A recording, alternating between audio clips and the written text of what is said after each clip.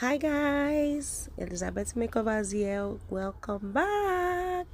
Long time no vlog. So let me take you guys on how I made this look. First of all, I went in with my micellar water.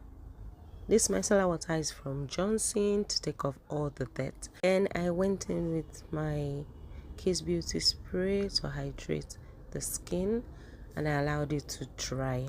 Then I went in with my moisturizer. This moisturizer is from Nivea to moisturize my skin. And after that, and then I went in with my hydrating primer. After that, I used the classic matte primer on my nose, areas that I know that I sweat a lot, my T-zone, under my chin, my forehead, every other part I know I sweat a lot. I used it. I went as far as using it on my brows also because I sweat on my brows, and then the rest I just use it on other places all over my face, just to make my makeup stay all day, because I have a combination skin. That's why I had to use two primers. So here I mixed two shades of foundation, the Avour and the Blossom, just to get my shade. Although when I mixed it, I saw that it gave me a brown undertone, but guys, I'm going to correct that later using a concealer. So I blended this all over my skin. So guys, the trick to makeup application, aside the skin prep, is blending. Make sure you blend everything into your skin. Make sure there are no harsh lines. Make sure that there are no harsh lines. Make sure you blend everything. So I blended everything into my skin. Where I saw there was not enough, I had to add more. So guys, you can see the difference between my face and my hands and also my neck. So it really gave me that brown undertone, and I could not waste it, so I had to use it like that, because I was going to use a lighter concealer. Then I went ahead to use my Blossom Vitamin C spray. This spray is my all-time favorite. And after that, I allowed it to dry. I went into my contour using the L'Oreal True Match foundation. Is to contour my cheekbone, contour my forehead, and contour every part that I know I want to hide. So I contoured everywhere, and I made sure that as I was applying it, I was also blending, because that foundation dries fast. It dries quickly and it gives that matte finish. So as I was applying, I had to blend immediately so I won't have any harsh lines. So I blended it. And guys, once you are blending on your forehead, make sure that it goes into your hairline. And I contoured my nose. I contoured every other part that needed contouring. You want to make sure that your nose is snatched and every other part also is snatched. So that's basically what I did here, just adding and blending immediately to avoid any harsh lines. I don't know why I keep saying harsh lines. So after that, I did my blush off camera, and I went in with my Avour concealer. Guys, this new Avour concealer, I don't know, little goes long way. So apparently I used like a lot. To me, this is a lot anyway, because just a little goes a long way. So I had to use a brighter one just to tone the brown foundation. So I had to wait a while for it to dry a bit. Then I went in with my Julie Diamond brush, and this brush does wonders. So what I'm doing basically here is not sliding but tapping the concealer into the skin. So once you tap, it gives you that full coverage, and it makes your concealer stay longer. So I had to tap. So I call it tap blending. I had to tap and blend on every area that I applied it. So guys, that's why I said a little goes a long way. By the time I finish blending, and also that the makeup look, the product was a bit much, so you just need little, like just dot. So I had to blend the under eye. And when blending, either for yourself or you're working on a model or a client, make sure you always look up, or you tell your client to look up, so you'll be able to blend well in case they have maybe any lines under their eyes or bags under their eye. You have to blend very well, blend so much. I noticed that concealer was extending to my hairline, so I had to use my hand to tap the rest. So I highlighted my nose, my forehead, and guys, as I was blending, I had to be using extra concealer again, just because I didn't want to have any harsh lines, so I had to add more to blend it. And after that, I went in with my beauty blender again to blend, because I couldn't just go in with my setting powder like that, so I needed to blend. So guys, blend. Don't be afraid to blend it all in, blend everything.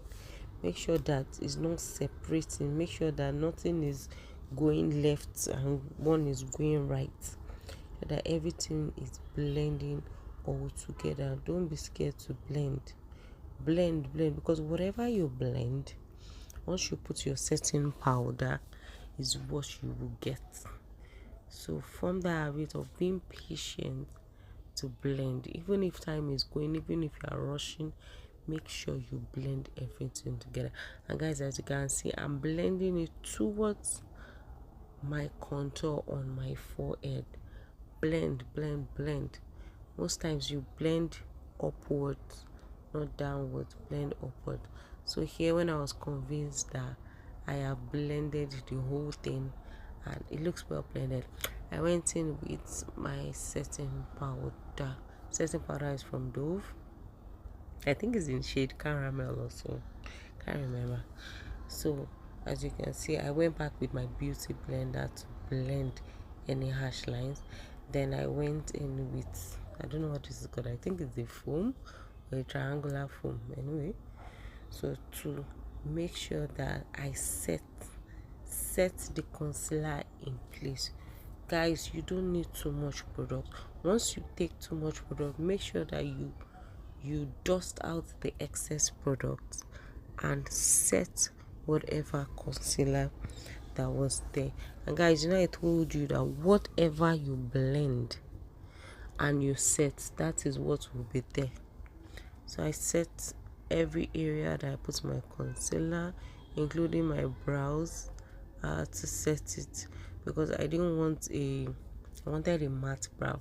So after that, I went in with my powder from Blossom. I don't know, most of my products are Blossom. I don't know, I just like their products. I use it all over my face, and when I was certain that I was done, I went in with my Kiss Beauty spray, just to melt down that powder effect, or is it powdery effect, just to blend, set down that powdery effect, so my face doesn't look all cakey. So that is what it does. Then I went back in to bake because I wanted my under eye to be baked and snatched. So I went back with my Dove setting powder, although sometimes I use a very light shade in my powder palette to do that, but I decided to use this. Then I went in with my eyeshadow primer, although I put a little too much, because like I said, little goes a long way. So I put too much and I had to use my hand to blend it out. I'm sorry guys, I did my eyeshadow off camera. I don't know, I couldn't find that clip. So I used the eyeshadow I use is from Art Eyeshadow. It has like 2 pages of different eyeshadow. So I used like 3 shades there, blended it all out. And guys, when you're doing your transition, always use a neutral shade, like a brown neutral shade. So that's what I used.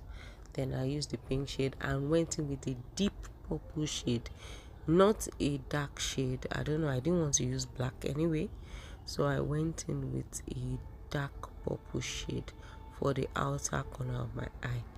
And I don't know, I keep tearing tearing when I line inner corners of my eye, so I had to pause a bit and lined it. This liner, I can't really remember the gel liner I used. I think I'm not sure, I'll check it and I'll drop it in comment section or in the description box rather. So I line the inner corners of my eyes, the outer corner of my eyes. And after lining, so this definition of your baking, you know, at the outer corner of your eye, it just gives you a landmark of where you want your eyeliner to stop and also where you want your eyeshadow to stop. So you can see that line going towards my hairline, so it's just like a demarcation. Then I went ahead to do my brows. I used the Hega and Esther brow gel. I think is in, I can't remember the shade also that I used, but I have just one shade anyway. I think I bought the one in the middle. I think they have 3 shades. So to line the outer corner of my brows, just to give it definition of how I want it to be. Then when I was convinced that it was okay, I went in with my pencil from, I think this pencil is from, yes, from classic pencil, to just, you know, give my brows that definition, that natural strokes.